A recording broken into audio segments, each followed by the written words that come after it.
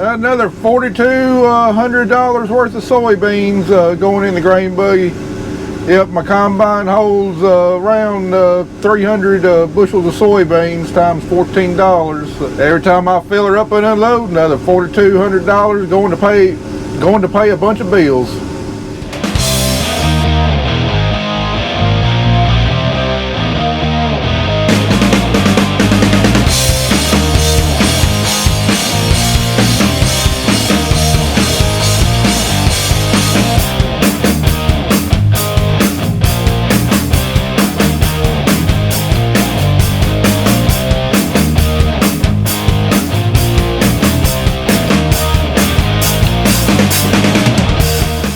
You know, cutting these fantastic double crop beans on this farm got me to thinking back to about 16 years ago in 2007.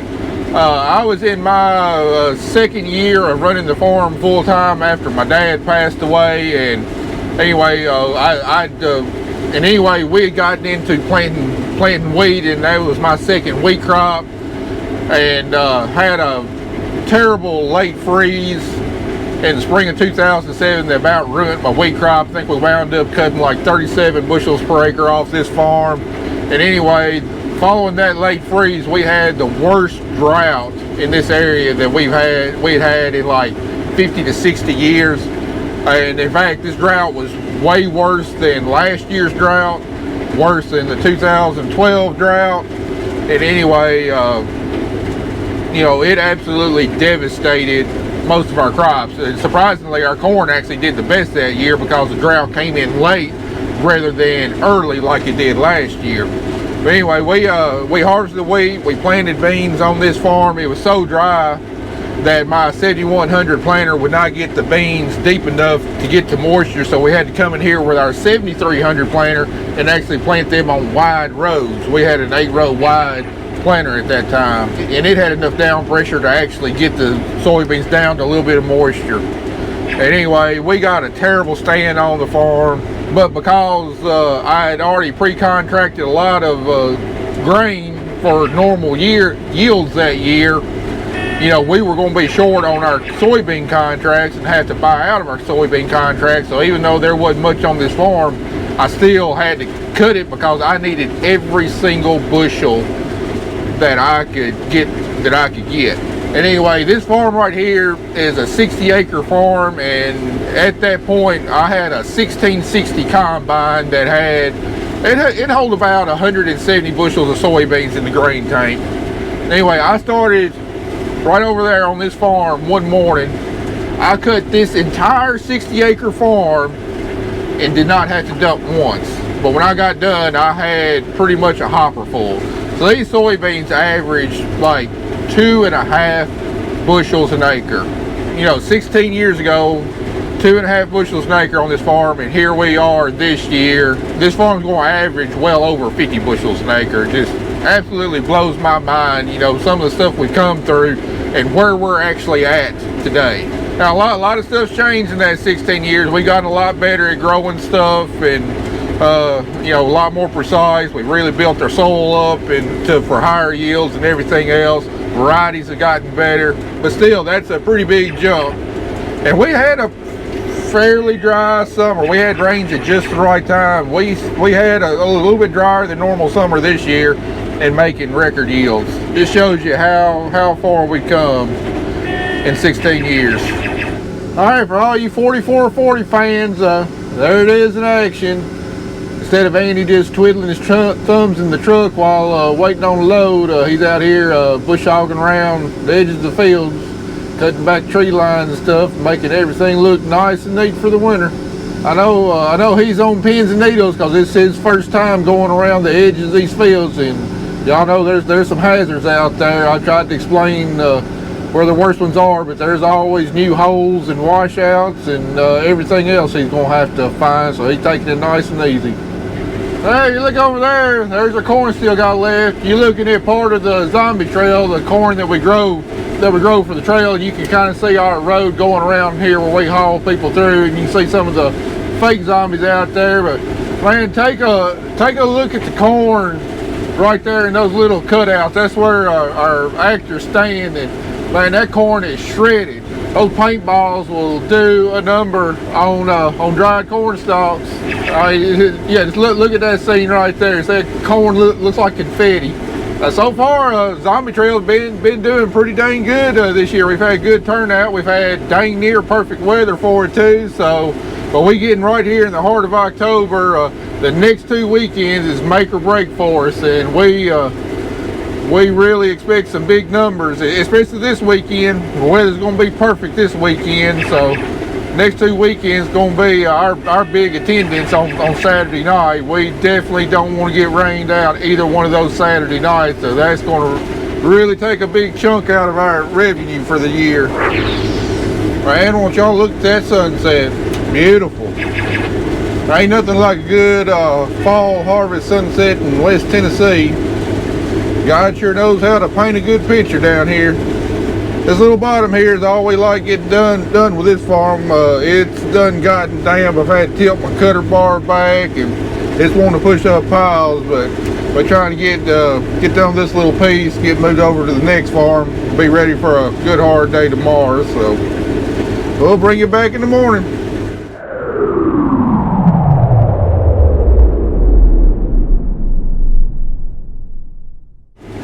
Alright, back this morning for another day on the combine. Last day on the combine before we get back on that picker, and man, I can't wait. I'm chomping at the bit. But we got a pretty early start this morning. We're going to try and get a bunch of acres chewed out here. I don't think we'll quite get done here in Crockett County today. We're going to give it our best shot. And while I'm out here getting the first load cut, Andy's actually on the sprayer getting the last bit of our cotton defoliated with the second shot. So, you know, hopefully here in about 7 to 10 days, just depending on the temperatures and sunshine, all of our cotton will be ready to pick. You know, we didn't defoliate all of our cotton at one time. We kind of spaced it out. You know, we do 60 to 120 acres every 2 to 3 days, just so it wouldn't all get ready at exactly the same time in case weather moved in or whatnot. And as it was, not all of our cotton was not ready to defoliate at the same time. So in fact, on that last cotton that we defoliated, I would have loved to have had about another week of warm temperatures to really get those top bolls mature. It wasn't quite ready to go, but we just plain old ran out of growing season. You know, when high temperatures are in the mid 60s, lows in the 40s, cotton's just not going to do any maturing out at all. So might as well go ahead and blow open what we got out there and get it harvested, and not potentially lose a lot of yield by waiting around on those top few bolls to mature when they're really not going to contribute all that much to final yield. I don't think I told y'all, but that first farm we did yesterday, according to my yield monitor, the average yield on it was 56 bushels an acre. Absolutely phenomenal for double crop soybeans. And I expect, we're going to see some higher numbers than that once we get onto some of our better ground with bigger fields, and we don't have all these tree lines, sucking moisture from the inrows and shading them out like what we got here. But overall, I cannot be more ecstatic with the crops that we've had this year. Corn was fantastic. Not the best I've ever had, but it was probably a close second or third. My full season soybeans were definitely the best I've ever made.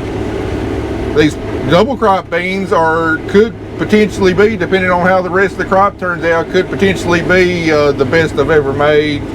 And cotton, well, I don't know what I got on cotton, but I tell you what, it sure does look really, really good. But we won't know exactly what it's doing until all that cotton runs through the gin. We find out what that turnout is. I tell you what, after last year, and then after all the difficulties we faced this year, this is the kind of harvest we've needed. It's the kind of harvest that every farmer works for every single year. Maybe not record yields, but yields that put a smile on your face all day long. Before you ever put the crop in the ground, I mean, you hope for the best. You really kind of plan for the worst just so you can stay in business, but you put a lot of faith, a lot of work in the preparations for the year, trying to make good decisions, but not knowing exactly how it's going to turn out, trying to decide what varieties to plant, what crops to plant, where to plant them at, what fertilizer to use, you know, how much money you're going to actually invest in the crop just to try and give it maximum yield. And then know all you need is a little bit of a bad stretch of weather, and all of that planning can be for nothing. You know, it's something that's been a part of my entire life, because I mean, all I've known is this farm, so I guess I kind of gotten used to it. But when you finally get to the field and harvest a good crop and you get it out safely, you know, it's just like this huge sense of relief just comes off of your shoulders. You've been tensed up all year long, you know, just trying to make sure you don't make any mistakes. And then when you're finally successful at the end of the year, just a sense of relief. I can't really express it, because, you know, that tension and stuff that you feel, you know, it's been building for, at the very minimum, 4 months, ever since you put your first seed in the ground. But for me, it's been building longer than that, because, you know, our crop preparation for next year, you know, it actually starts in December. So, you know, it's, you know, for me, it's been building for 10 months, but, you know, during the growing season, when you're working literally all the time and it seems like there's not enough hours in each day, you know, that's when it really gets to you. And just a sense of relief you get seeing all of your hard work, your planning, come to fruition. And, you know, I don't want to make it seem like it's all me, because it's not. You know, Kelly and Andy had major parts in this being successful, with them, you know, doing their jobs very well without them making mistakes and everything. And then also, you know, it's the blessing of the good Lord to give us, even though we had a relatively dry year, he gave us the right weather at the right time, gave us rains just right at the nick of time, gave us abundant sunlight, which was a huge driver in these big yields this year. Because if you get too much rain, too much cloudy weather, you're not going to have good yields. So he gave us almost picture perfect weather this year. You know, he put us through the ringer last year with that drought and our failed corn crop, but he really paid us back in spades this year with his blessings. So I just want to kind of give y'all an insight from the mentality of a farmer, just give you a brief look at kind of what you know, goes through our minds all season long. You know, it's not as easy or as simple as maybe some people want to make it out to be. You know, it's not as easy and simple as just putting the seed in the ground and watching it grow. If you're just doing that, you're definitely not reaching your full potential as a farmer. Another $4,200 worth of soybeans going in the grain buggy. Yep, my combine holds around 300 bushels of soybeans times $14. Every time I fill her up and unload, another $4,200 going to pay a bunch of bills.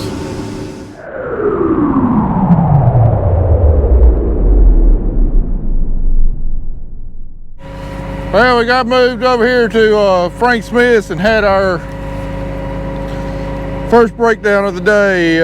Looks like I had some couple bolts on my knives break, so I got all the parts I need in the cab, so should be a pretty quick and easy fix. That is, if I can get these things from being wedged up in here.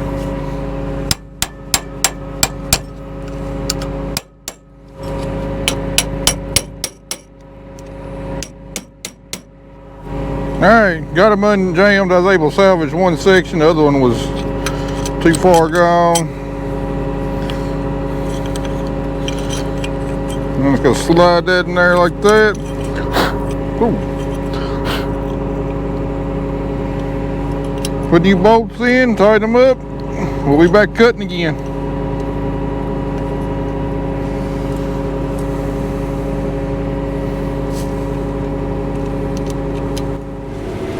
Can y'all tell that we ain't had a rain in a while? It's done got dusty. And it's really dried out the last couple days, because that wind's been blowing pretty stout during the day. So I know there's a whole lot of folks planting wheat right now. but I don't think it's got much chance of coming up until we get a rainfall.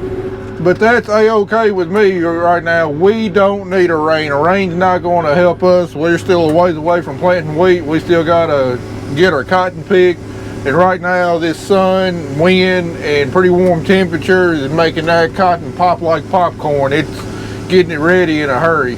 And I am thankful for it, because you get, we're a little past the middle of October now. I think it's October 19th. You know, inclement weather is right around the corner, and we need to get these crops out, because if they're not ready, they're getting ready in a hurry. And right now we've got maximum quality on our crops, both our soybeans that we still got out in the field, plus our cotton, and we want to get as much of that out as we can before it gets a good rain on it, because when it's ready to harvest, there's nothing good going to happen to it. Your yield and your quality will go down with every rain event that you get. So one reason our soybeans yielding so high is because they ain't been rained on since they've been ripe. They haven't lost any weight or anything like that. Perfect quality. We are losing a little bit of weight, because I think this afternoon they got down to around 10.5% moisture. So we're losing some moisture weight. But as far as oil and quality weight, we're not losing. We haven't lost a bit, but as soon as that rain moves in, it's going to happen. And same way with cotton. Right now, you know, cotton's still got all the oil on the fibers, hadn't been washed off, got premium quality, but that's only going to go downhill from here. So, but anyway, we're about to wrap up today. We've had a really good day. We got about 65 acres done so far, and we still got a little bit more to go before we shut off. But tomorrow, cotton picking time in Tennessee again. I mean, I'm so excited I can't even control myself. I'm going to spit out a bunch of modules tomorrow. We got about 41 acres left in that 43 acre field that is ready to pick. Got a whole lot of plots in that field. So it's probably going to take us pretty much all day tomorrow to get that done. You know, pretty much that whole farm are test plots, either variety plots for University of Tennessee or my own plots. I'm testing a biological over there, and I'll tell you more about that tomorrow. But tomorrow I might potentially harvest the best field of cotton I've ever made. I won't know till I get the picker out in there, but I think we're gonna have a bunch of modules lining the road when we get done tomorrow. As long as everything holds together. I mean, we've only tested out with one module, and that was a success. But hopefully everything runs smoothly for us tomorrow.